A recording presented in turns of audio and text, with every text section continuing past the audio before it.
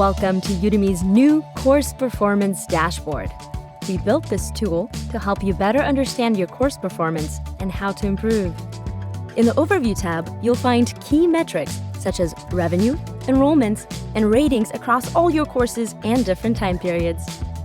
The Students tab helps you better understand your students' needs, including where they're from, what languages they speak, and what topics they're interested in learning next. The Course Engagement tab shows you where your students are learning and the number of minutes they've consumed to help you identify which courses and lectures resonate most.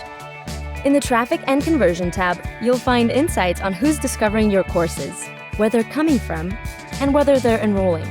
This information is also available for each of your individual courses. Just click on See Details or use the course filter. Stay tuned for future announcements about enhancements and tools we release to help you teach on Udemy. Teach on!